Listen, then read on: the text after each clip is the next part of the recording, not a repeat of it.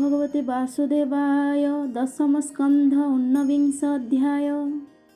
प्रलम्बासुरवध बाणी ऊनविंशतिरे बखाणी। श्री शुक उवाच एबे हो शुण नरनाथ अमृत कृष्णर चरित।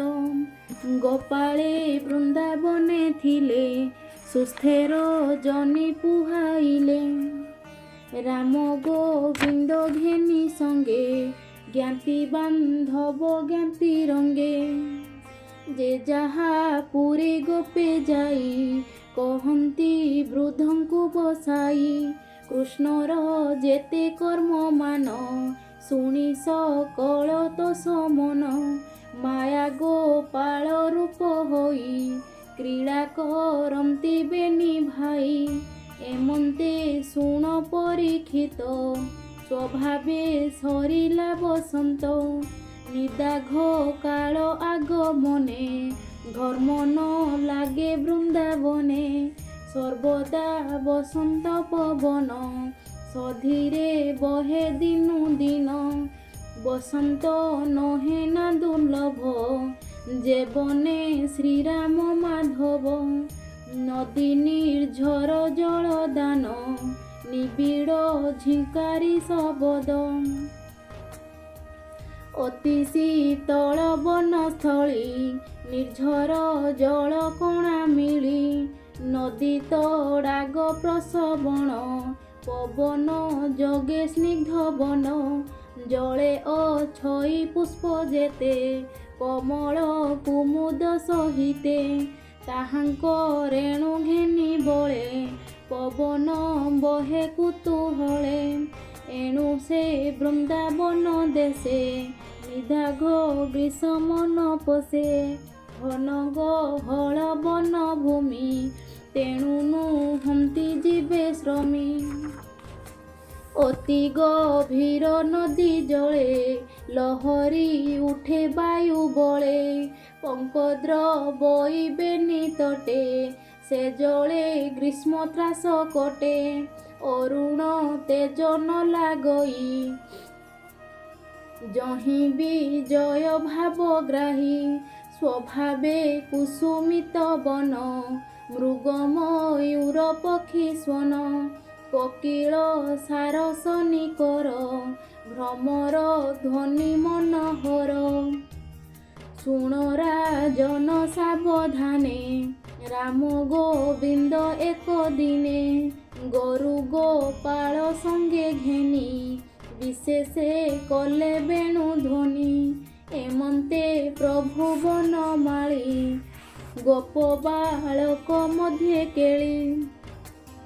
आनंदे गीत वेणु ध्वनि गाई गो बत्सा संगे घेनी। मिलिले वृंदावने जाई रंगे नाचंती बेनी भाई।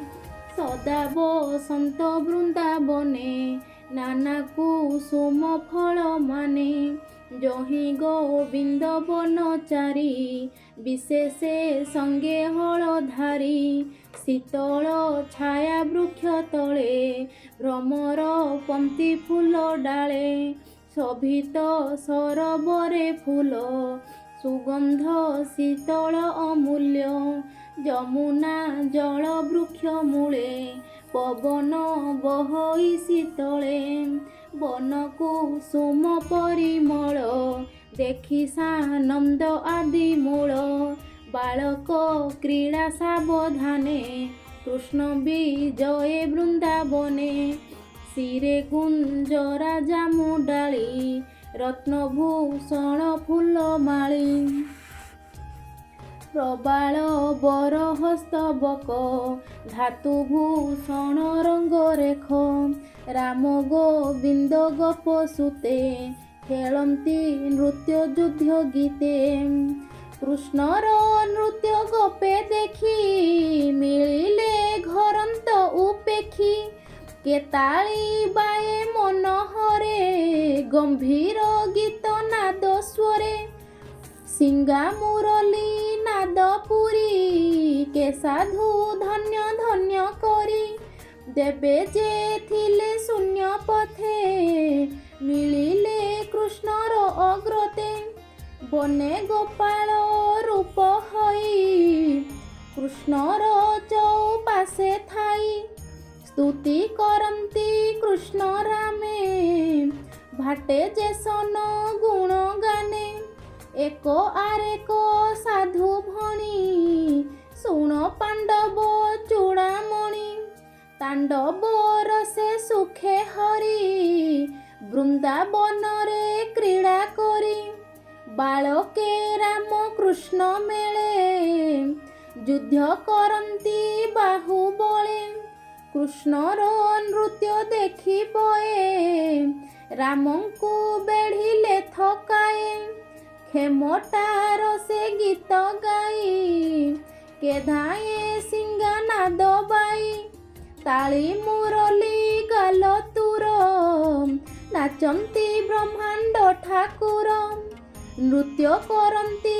ପରଂସସା ଥକେ କରନ୍ତି ଗୀତ ରସା ଥକେ କରନ୍ତି ନାନା ସ୍ତୁତି ହରସେ ପୁଷ୍ପ ବରସନ୍ତି କୃଷ୍ଣର ସଙ୍ଗେ ନୃତ୍ୟ କରି ବୁଲନ୍ତି ବୃନ୍ଦାବନେ ହରି କେବେଳେ ଏକୁଆରେ ଧରି ଡାକନ୍ତି ବାହାନାଦ କରି କୃଷ୍ଣ ଉଠିଲେ ଉଚ୍ଚ ବୃକ୍ଷେ ଫଳ ତୋଳିଲେ ନାନା ଶାଖେ ପୁଏ ଆଣିଲେ ଯେ ଝାମତେ ଅମର ଲୋକେ ଯୁଥେ ଯୁଥେ ଏକ ଆରକେ ମରାମରି କେ ସାକ୍ଷୀ କରନ୍ତି ମୁରାରି କର ଚରଣ ଧରି ଛନ୍ଦେ ଯୁଦ୍ଧ କରନ୍ତି ନାନା ବନ୍ଧେ କେ ପଛେ ଥାଇ ଚକ୍ଷୁ ବୁଜି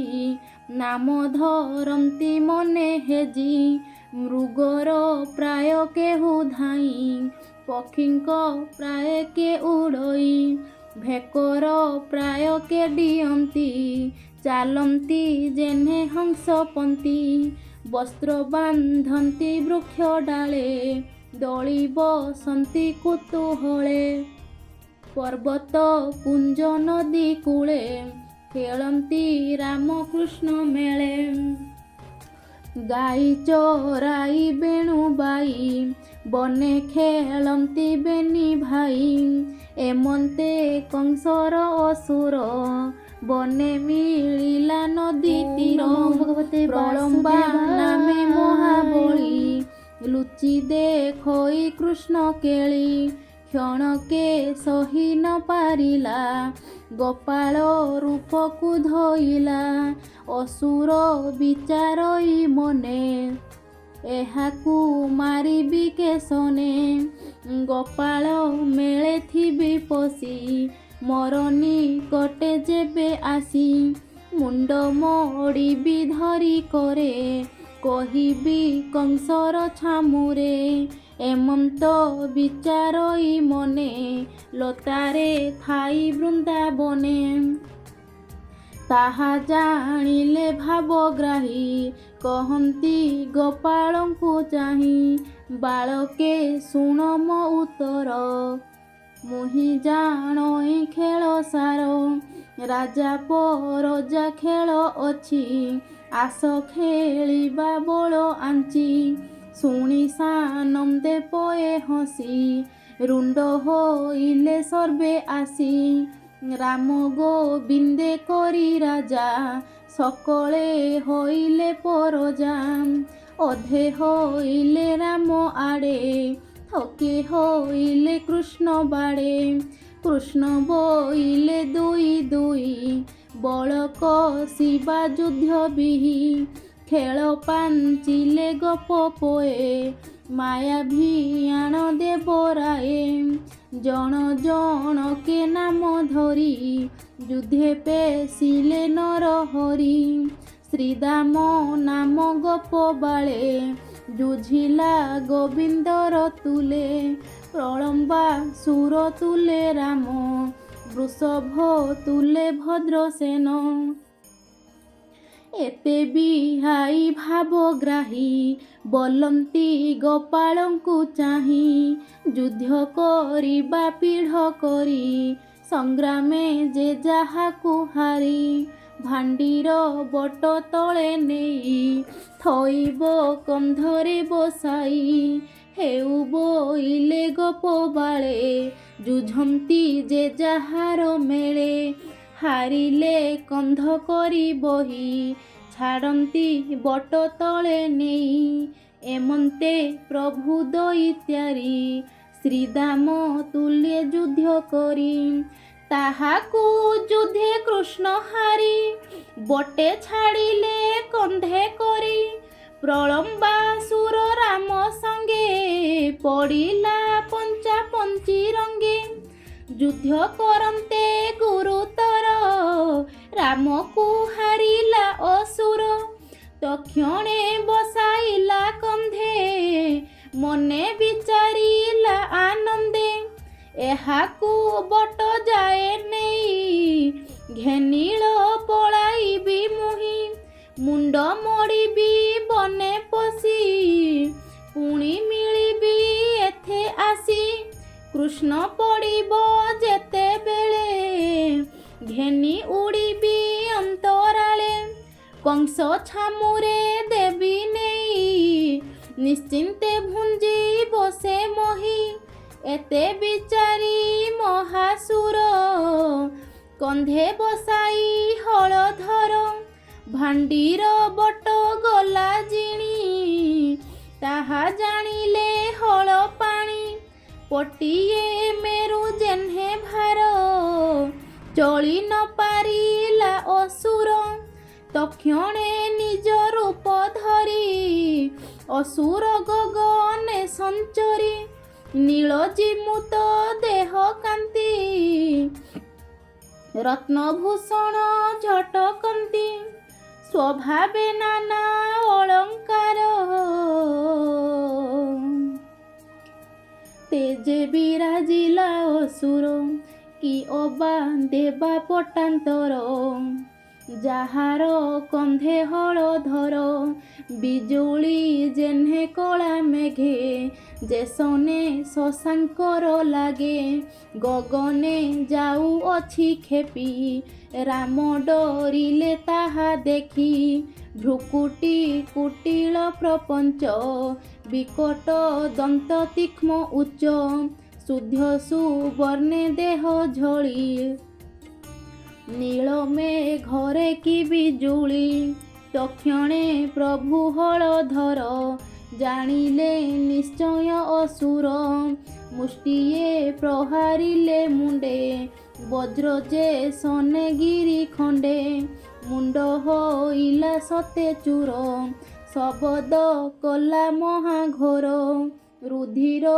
ଉଦ୍ଗାରିଲା ମୁଖେ ପଡ଼ିଲା ଗୋବର୍ଦ୍ଧନ ପାଖେ ଦେଖିଛ କିତ ଗପ ପୋଏ ସ୍ୱର୍ଗେ ଯେ ଥିଲେ ଦେବତାଏ ସକଳେ ସାଧୁ ସାଧୁ ଭଣି ପୁଷ୍ପ ଛିଞ୍ଚିଲେ ଦେବୀ ଆଣି ବଳଦେବଙ୍କୁ ଧରି କୋଳେ ଚୁମ୍ବନ ଦିଅନ୍ତି ଗୋପ ବାଳେ ଅବନୀ ହୋଇଲା ଆନନ୍ଦ ବାଳ ମୂରତି ଆଦି କନ୍ଦ ସେ ରାମ ଚରଣେ ବିଶ୍ୱାସ କହଇ ଜଗନ୍ନାଥ ଦାସ ଇତି ଶ୍ରୀମଦ୍ଭାଗବତେ ମହାପୁରାଣେ ପରମହଂସ୍ୟାଂ ସଂହିତାୟାଂ ଦଶମ ସ୍କନ୍ଧେ ପ୍ରଳମ୍ବା ଅସୁର ବଧ ନାମ ঊনবিংশ অধ্যায়। ওং ভগবতে বাসুদেবায়।